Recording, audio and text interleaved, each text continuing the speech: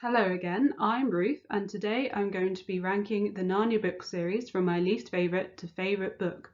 This is going to be a very heavy spoiler video, so if you haven't read the books yet, then you might not want to continue. I'm also going to be talking about what I think they could do with the Netflix Narnia series, which I hope they will eventually give us because we've been waiting for ages. But not all of the books have been adapted, so it'd be really nice to see some of them come to screen. So here we go. So my least favourite book is why I put a spoiler warning at the start of this video, because it is basically the apocalypse of Narnia. It is the end times. For those of you who don't know, C.S. Lewis was a Christian and I grew up in a Christian family, so for me this wasn't just the end of Narnia, this was like what my future would be in England, so I didn't really enjoy it for that reason. And there's excruciating emotional abuse right from the start. There's this ape called Shift, and he's friends with a donkey called Puzzle. But they basically play into sort of the stereotypes of the animals because Puzzle basically does everything for Shift. Shift kind of pretends that he's ill or says that Puzzle would be just better at doing the hard manual labour, and then Puzzle just gives in all the time, and it's just really frustrating to see their friendship play out. But somehow it gets so bad that Shift is able to manipulate Puzzle into pretending to be Aslan. So they create Tashlan. Tash is the god of the Calamines. So basically they are trying to bring a one world religion. Tashlan sounds like a ship name. It's not a ship name, it's just the god that they're saying is both Tash and Aslan, and that Tash and Aslan are the same sort of being, which obviously the true Narnians don't really like and don't believe, but lots of people get taken in. The people who are kind of pretending that this is a thing, like Shift and a Calamine general, they don't really believe in it, but they're trying to convince everyone else. It's kind of like in cults when they themselves don't really believe everything, but their loyal followers will do anything for the god that they perceive that the people in charge are in touch with.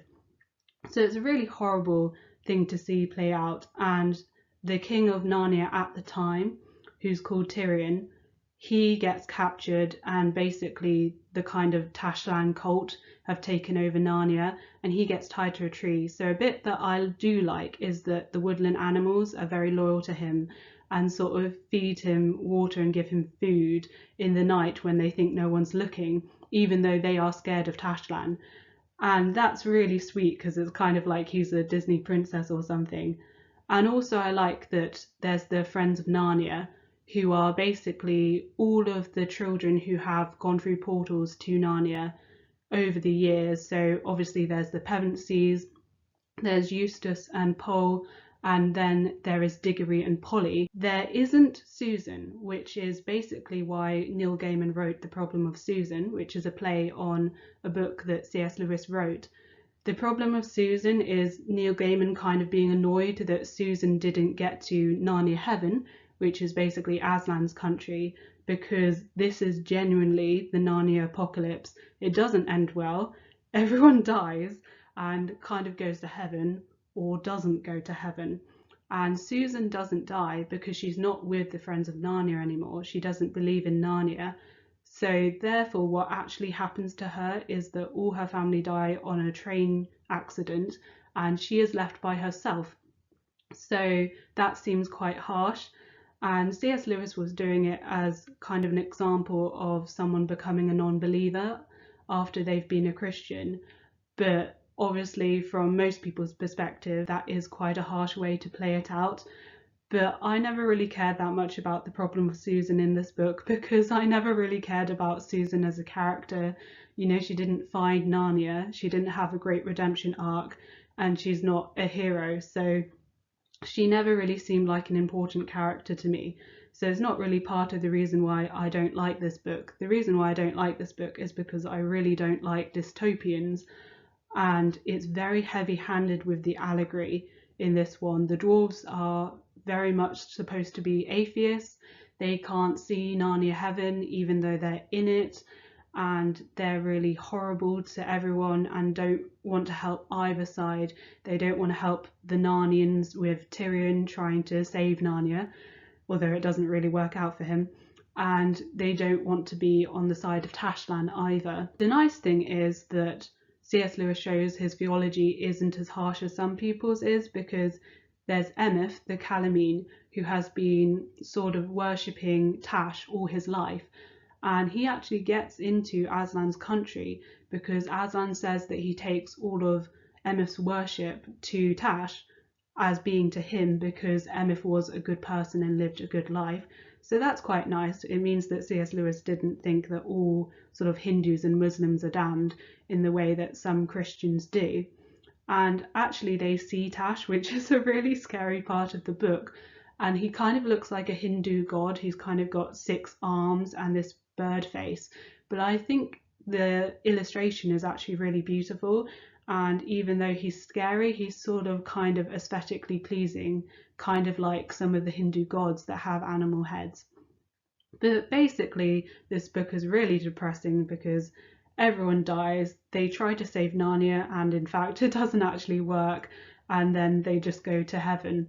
So I didn't really like this one, but I will read it when I'm rereading the Narnia series.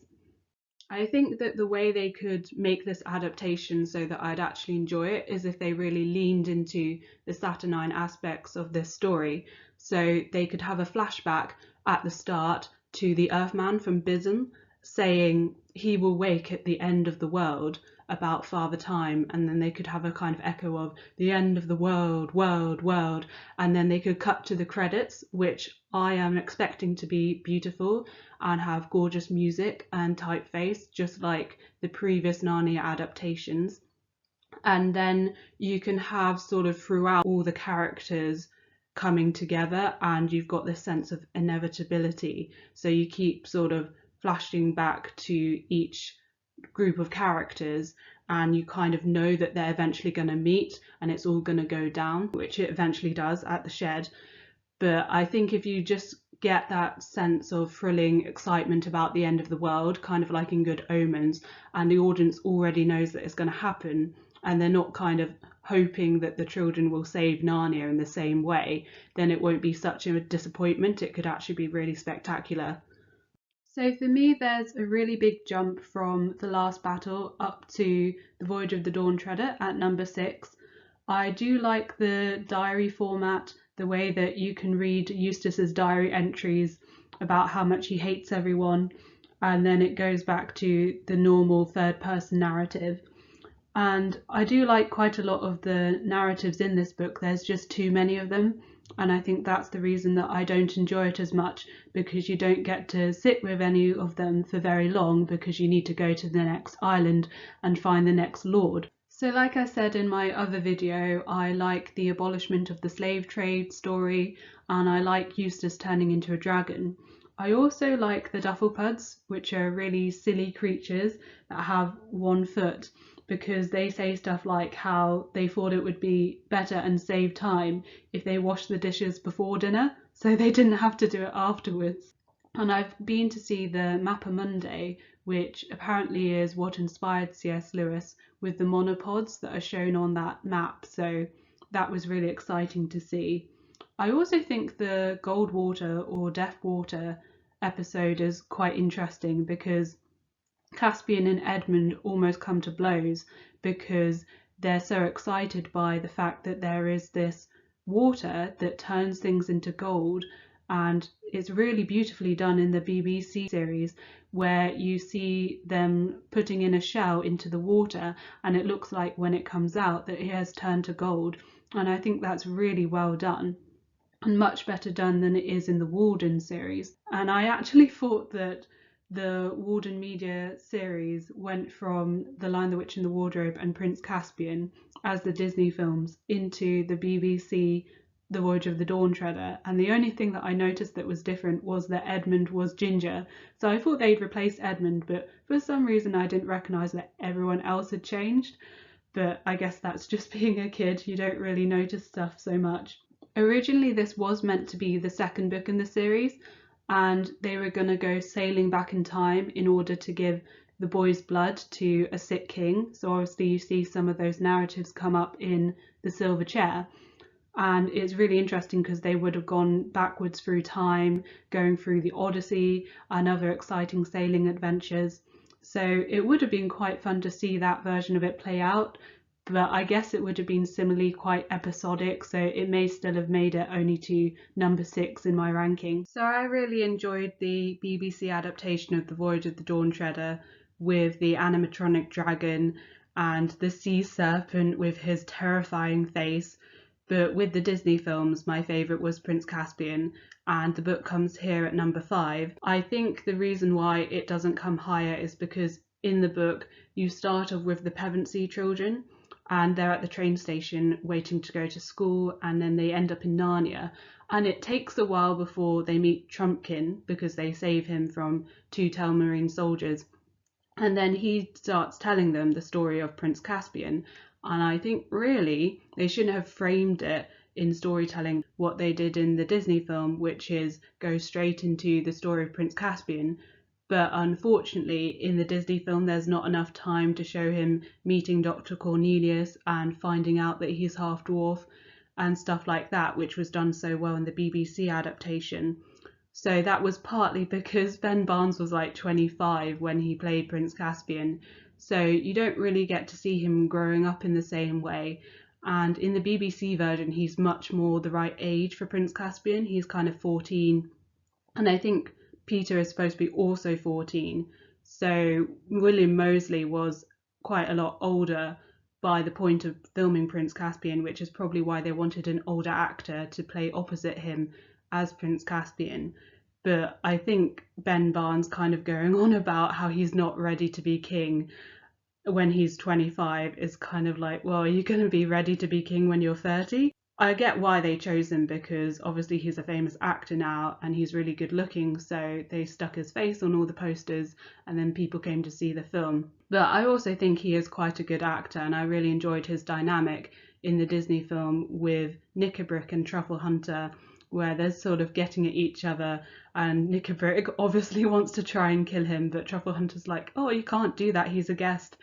And also when he saves Truffle Hunter and puts him over his shoulder and then says, I won't leave you, and tries to protect him, but actually he's only protecting him from Reepicheep, who's a mouse, so it's a bit of an anticlimax. Warwick Davies played Reepicheep in the BBC adaptation of Prince Caspian and also The Voyage of the Dawn Treader, and then played Knickerbrick in Prince Caspian, the film. So I think it'd be really cool if they brought him back and either let him play whatever character he wants or maybe reprise one of his roles.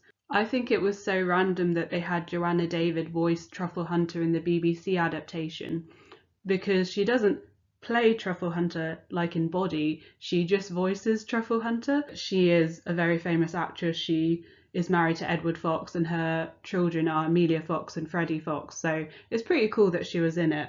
I just don't fully get why they didn't make her play a badger, like get all dressed up in the makeup and stuff.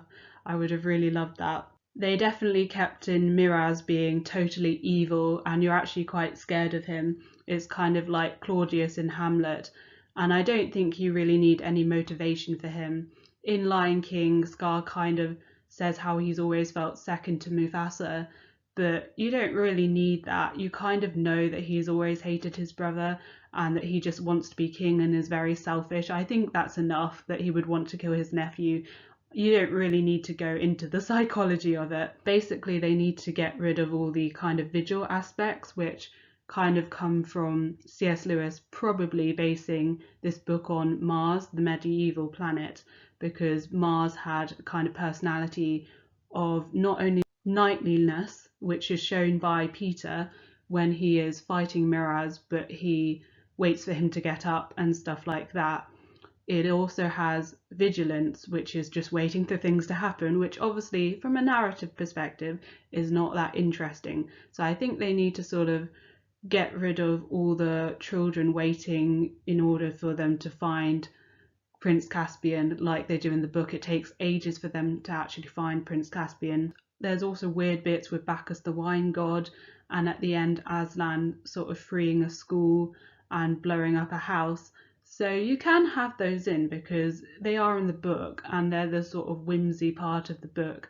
But if you do have them in, maybe have them as a short part that's sort of skipped over so the audience isn't too weirded out. You can't go wrong with an adaptation of The Lion, the Witch and the Wardrobe, except if they'd done that modern America version with cheeseburgers instead of Turkish Delight. That would have been atrocious. But generally, it's just such a good story. It's the first one where they go through the portal in the wardrobe into Narnia and it's snowing. It's so beautiful. C.S. Lewis, when he was 16, first got the image of a faun in a snowy wood carrying an umbrella and parcels. And obviously, he much later in life started writing the books. But I think it's just amazing that these images sort of jumped into his head and they're just beautiful and fantastical. I think it's the one that really captures people's imaginations. Originally, the four children were going to be called Anne, Martin, Rose, and Peter the youngest was the one who was going to go off and start the adventure, kind of like Lucy. But I don't think they were really based on the refugees that he and his brother Warnie had during World War II, because they actually had 3 teenage girls. And I think the four children are very similar to children that are in previous books, like The Famous Five, with Julian and George and Dick, and then also Swallows and Amazons with John, Susan, Titty and Roger. And I think obviously some of the names aren't really transferable to modern times in the way that the Narnia films can transfer easily to modern times. But I think they have very similar characters, like Julian is very similar to Peter, and I think Anne is very similar to Susan. And I think it's a shame that in the Walden Media film, they kind of took away all that old speech and made them talk more like modern children, which was to make them more relatable. But I would really enjoy it if in the Netflix series they actually had them talking in the way they would have in the 1940s, because it's set during World War II. So I would really love if they were saying "by Jove" and all the old speech as they do in the book. I think it really helps to make something engaging, kind of like in Alice in Wonderland, the sort of topsy-turvy way that people have to have these English manners. And actually they're quite funny, especially when Lucy is trying to apply them to meeting a faun for the first time and going to dinner with him. The White Witch in the BBC version is very over the top, like her screaming is a bit difficult to listen to. And also she plays the Lady of the Green Kirtle in the Silver Chair, so they're almost saying that she is the same person, or at least related. And I think the owls in the Silver Chair do think they're part of the same crew. So I think it would have been interesting maybe if Tilda Swinton had played the Lady of the Green Kirtle, if they had gotten to the Silver Chair in the Walden Media franchise. But also I think she was way too played out. I think I liked her as basically the Snow Queen in The Lion, the Witch and the Wardrobe, but unlike my sister, I don't love her, so therefore I was a bit annoyed when she kept popping up, and I was like, the White Witch died in The Lion, the Witch and the Wardrobe, why is she still here? My top 3 Narnia books I absolutely love. This one feels very green to me, like The Horse and His Boy feels very orange, and it was originally supposed to be called The Wild Wastelands, and then Night Under Narnia. So C.S. Lewis was playing around with alliteration, but eventually he got to The Silver Chair, and I think that is the best title that he could have gone with. So the reason why I like it, even though I don't like The Last Battle, is because it's very pessimistic, but if you persevere, you do achieve your end goal. So it starts off not very well because Pole is being bullied, and then Eustace says they can get to Narnia if they try. So they're trying to get away from bullying, and then when they get to Narnia, it actually sucks in Narnia as well. And I love how Puddleglum the Marshwiggle thinks that he's helping them and making them feel better about stuff, but actually they're constantly getting annoyed at him because he's making them feel worse. In his mind, he's really optimistic, and he's kind of a sort of out there Marshwiggle who's actually a bit too wild and happy. But to everyone else, he's just being really miserable. And I really like him because he's actually a great person on the journey. He's always thinking sensibly. He doesn't trust the Lady of the Green Kirtle like the 2 children do. I love how the Marshwiggles are basically these kind of frog-like humans who wear witches' hats.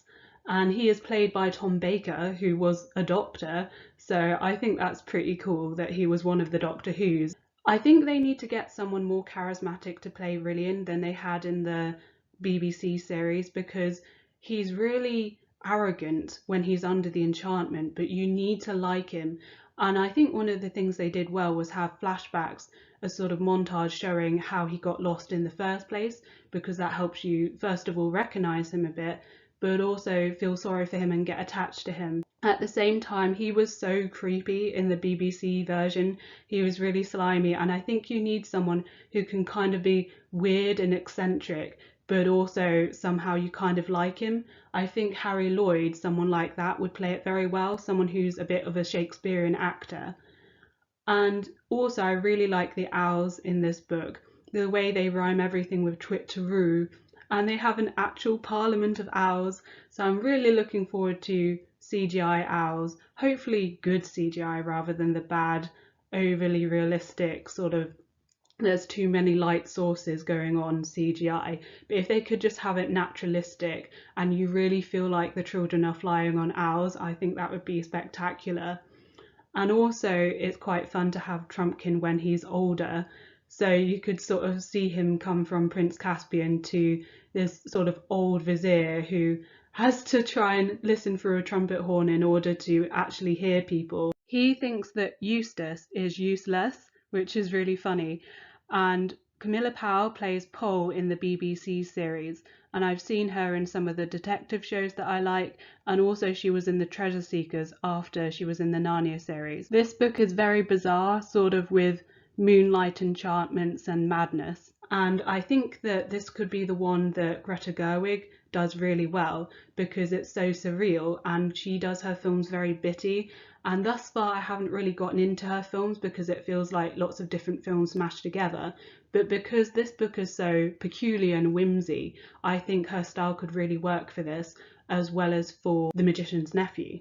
Also with The Giants, we already know that the filmmakers are very good at sort of showing scale with different people, kind of like in Lord of the Rings, so I think they could do that very easily by now, and it could be seamless. It's also a really scary part of the book when they realise that they're not there to be guests, they are there to be dinner for the giants, and I think that could be a really cool sort of secret spy bit where they try and get out and they know that they're captives, but they've got to keep on pulling a bright face and pretending that they think everything's fine. I think that could be a really good part of the film or series. This is kind of the Arabian Nights tale of Narnia. It was vying for top spot with The Magician's Nephew and definitely used to be my favourite, so sometimes The Horse and His Boy is my favourite, sometimes The Magician's Nephew is. This time The Horse and His Boy comes second. And I read the grown-up version of the Arabian Nights because I thought it would be full of sort of cool Middle Eastern fairy tales. But instead, the version that I read was always this wife married to an old rich guy, and she was always having an affair with one of his servants, and then he gets super angry and wants to kill them both. But you kind of think, well, what did you expect? She obviously is only with you for your money and probably didn't have a choice in being married to you in the first place. So I don't get why they're always so surprised, but all the stories were basically like that, and I kind of stopped reading because it wasn't that fun. But I think that sort of idea is a little bit in The Horse and His Boy, because obviously Aravis is running away from having to be married to the Grand Vizier, who is super old, and obviously she doesn't want to do that. Why would anyone want to do that? So she kind of goes a bit Mulan and dresses up in her brother's armour to run away. I'm expecting her to be played maybe by an Indian actress, because I think The Horse and His Boy is very much inspired by Middle Eastern Asian culture, so I wouldn't expect her to be white anyway. But basically, I don't think that C.S. Lewis is actually racist in the way that he writes it. I think he's more being critical of cultures in which they have underage brides or forced marriage. And it's interesting because he does give it a fair say, like Lazarine, who is the same age as Aravis, even though she has also kind of been forced into a marriage with an old politician. She doesn't really mind because she's rich and she can kind of do what she wants up to the point in this sort of misogynistic society. So it's really interesting that for Lazarine, she thinks that Aravis should go for it and that it would be a great opportunity to be married to this old guy because he's so powerful. But from Aravis's perspective, that would be awful, and that's why she runs away. So she is very much a reflection of Shasta running away from his fake adopted dad, who actually is basically enslaving him. And they both run away with talking horses. So it's very much sort of two people coming together and then coming apart and coming together, which is the mercurial part of the story, because Planet Narnia talks about kind of why there's twins in the story and how there's a lot of pairs as well. Also, Susan actually was interested in Rabbadash before she found out how awful he was by going to see him in his own palace, but when he visited them in Narnia, I think she was quite into him. So I don't think there's a problem with the Narnians or Archenlanders marrying the Calamines. I think it's more that these particular Calamines who are in charge at the time are awful people. Orphans tend to be long lost heirs to thrones, and Shasta very much is that. He basically had his own prophecy fulfilled by a bad guy who was trying to stop the prophecy by kidnapping him, and instead he basically fulfilled the prophecy by making it so that Shasta could be in a position in order to save Archenland much later on. And I think the central relationship in the book is very much Aravis and Shasta, at first having a lot of disdain for each other, and then slowly learning to respect each other, and obviously they get married by the end of the book. So I think that's really nice and needs to be done well in the TV series. They need to develop their relationship so that they slowly sort of see the good points about each other, even though they're very much trying to block each other off and only talk to the horses. But basically they need two actors who can work really well together and play off each other nicely. So my favourite Narnia book at the moment is The Magician's Nephew, and this is very much the Victorian era book of the series because it's very like The Secret Garden. It even mentions the treasure seekers at the start, and Diggory and Polly are Victorian children who meet because they're neighbours. Originally, Diggory was supposed to be able to talk to plants and animals, and it was kind of like a precursor to the Wild Thornberrys because he was going to lose his ability because Polly jibes him into cutting off one of his tree friend's arms, which is a bit difficult to understand. So I get why he didn't go down this route in the end. I'm so sorry. Fairy godmother is mentioned in The Magician's Nephew because Uncle Andrew mentions his fairy godmother, but they don't really go with it as much as I think C.S. Lewis originally intended. And I really like the character of Uncle Andrew, kind of like in a thriller, sort of turning out to be this evil guy who's been experimenting for ages and is willing to use children as guinea pigs in order to explore these different worlds. And it's so exciting that basically anything is possible because you can go to the wood between the worlds and there's portals to all the different universes. It's like being in the multiverse. You can just go to any parallel universe you like, and it's so cool that they want to explore the different places. It's really unfortunate that they find the White Witch, or Jadis as she is then, in Charn. I feel like that's kind of the unluckiest world to have entered into. They could have entered into any sort of nice, happy world, and instead they find her. And then Diggory basically almost ruins England because he takes her to England accidentally, and then she wants to take over the world, starting with England. And then also he basically ruins Narnia because he brings her there, again accidentally. But it's very much the story of Genesis and the fall, because it is his fault that all these things happen and that Narnia gets put into the winter, which it's in The Lion, the Witch and the Wardrobe. But at least it's the guy this time that does it, because in the Bible it's the girl, and that has had a lot of repercussions from people thinking that it's always the woman who makes the mistake. So it's quite nice that Polly is actually the one who tells him not to hit the bell with a hammer, and he actually kind of pushes her and twists her arm in order to be able to do it. So he sort of comes over with this madness. He desperately wants to hit that bell, which isn't even that cool a thing to do. So I think it's sort of a magic enchantment that kind of made him want to do that, because Polly was fine with just leaving it, to be honest.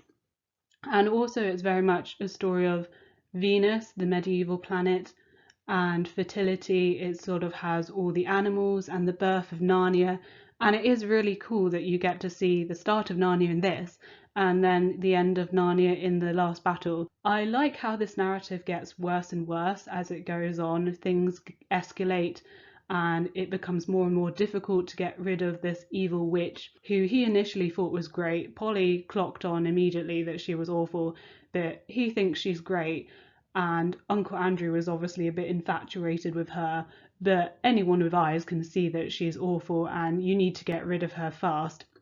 But actually, Diggory does feel sorry for her, and that's kind of why she ends up being in the other worlds in the first place, because he thinks that she's dying in the wood between the worlds. And I think she probably is. She's probably the sort of being that can't stand somewhere that's full of life. She kind of craves death and dominance, and she has always sort of, from her start, kind of been doomed to want loads of worlds and not be able to take them, because obviously that's kind of taking the life force from other people. So I think Jadis was kind of doomed from the start, but she deserves it because she is such an awful character. I also think this story has a lot of emotional heart because C.S. Lewis himself, his mother died when he was 9 years old and she died from cancer. So I think it's a bit, in a way, of him kind of reliving that and imagining it as if she lived from this magical apple. So I think it's quite nice in a way that he could sort of deal with that emotional difficulty through this narrative and sort of gives a heart to the story. They could have so much fun exploring the different portals, kind of like in Marvel. This is very much the portal of all portal fantasies, and I very much expect the children to be bickering in old-fashioned language. And I think conceptually they need to go really simple and classy and stylistic with the birth of Narnia. I don't want too much going on. I think they need to really sort of start simple and easy and then work their way up until all the flowers are growing around and there's beautiful, maybe classical music. Definitely they could do that incorrectly, and I'm really hoping that they work out a way to do it very naturalistically. Thank you for watching my ranking of the Narnia book series. I'm still holding out for a stop motion animation of the series. Maybe someone's doing it and it's going to come out in 10 years time, but I know that the Netflix one will be live action, so the most I can hope for is good screenplay that's faithful to the books and only expands in a way that aligns with the world of Narnia, and good actors as the main cast as well. And also let Caspian keep his accent because he's gonna be there for at least 3 stories. You see his whole life, so keep the accent consistent with that.